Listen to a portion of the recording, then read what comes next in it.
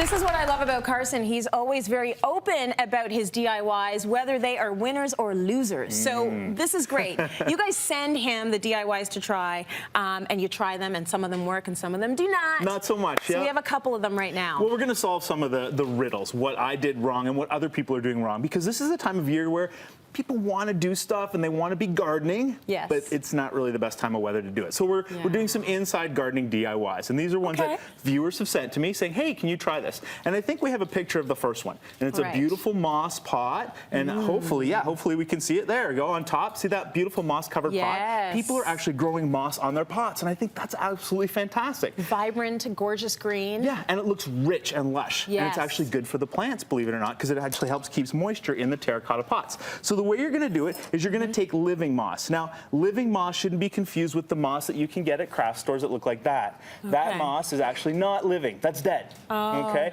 It's tinted with a little bit to make it nice and green and vibrant. This is the living moss that you get off of rocks in the forest or around my pond. Okay? What you're going to do is you're just going to chop it up like this, put it into a pot, okay? Do rough cut because you want lots of chunks on it. I actually tried it the first time with a blender. Don't do that. Don't do that. Don't puree your moss. Then you're going to mix your moss. It's going to be rough chopped, kind of like that. You're going to mix it with about a cup of yogurt. Oh, yeah? Yeah, and you want to use yogurt that's sort of at the end of its life. Okay. Right? You don't want to waste it, but it doesn't have to be, you know, still before the best before date. It can be after. I had a few of those in my fridge this year. Yeah. So you're going to put that in with the moss. You're going to mix it up. It's going to be kind of a gross slurry like that. What happens is the yogurt acts as the food source for the moss itself. So the moss will start to grow. Then you're going to literally paint this onto a pot, kind of like this. Smell that. It actually does smell good. Yeah, that just because I like Greek yogurt. Okay, so you're going to paint the whole pot like that. Okay. Fast forward a little bit. You're going to put this in a darker space with a little bit of light, but you're going to continually mist it. And I think there's a little misting bottle there, Tracy. Okay. So you're just going to that's it. As it's growing. Once a day. Once a day. What's going to happen is the moss is going to start to grow. Yeah. Now I'm going to show you what I did. Because this didn't quite work out the way I was hoping. Clear that up. This is my beautiful moss pot. And we have to give you a big reveal here. Okay. Ta-da! So my moss pot didn't do so well. In fact, it started to smell really awesome at about day 7. What you need to do, if you're going to try this, you have to water this every single day. You have to mist it. I got busy. Life took me away from it. I missed it a couple of days. I came back. I went, oh, I got to spray it.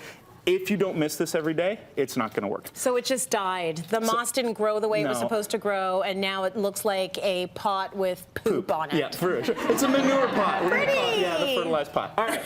One of the other big ones that people are sending me right now is everybody's asking about succulent centerpiece pieces. That is gorgeous. Absolutely gorgeous. This was at a florist shop the other day for $85. Ooh. Ooh, yeah, because the prices are so high, and I started laughing. Make your own. They're literally pots inside a planter. There's nothing to this. Right. You can do this. But before you go and do this, there's a few things you have to do, okay? The first thing, these containers, even though the succulents, you just spray them to water them, these containers have to be sealed. So you need to spray them with a product that's going to seal the inside, because the water will go through here, damage your table. Right. Do not put these on your table, on your dining table, and think that they're waterproof, because they are not. The second thing you have to do is this guy. I love to put, you know, a liner over the top, and I sort of knock my liner off here. I put a liner over the top like this. Okay. I fill it with moss, put the liner on, staple a gun in, cut holes in, put the plants in. That way, if this ever tips over, they're going to stay in place. Got it. Okay. Smart. Because I got this. I had it for all of 3 minutes, and it tipped over, and I was like, ah! No! And that's how I realized my succulents were in pots and not actually in a beautiful plant. So you're getting this gorgeous decorative moss. Yeah. You're getting the beautiful small little succulents. Yep. Make sure you're sealing this. Yep. And you've got your $85 beautiful succulent centerpiece for under $20. For under $20. Thank you for trying these DIYs, and thank you for failing. It makes us feel better.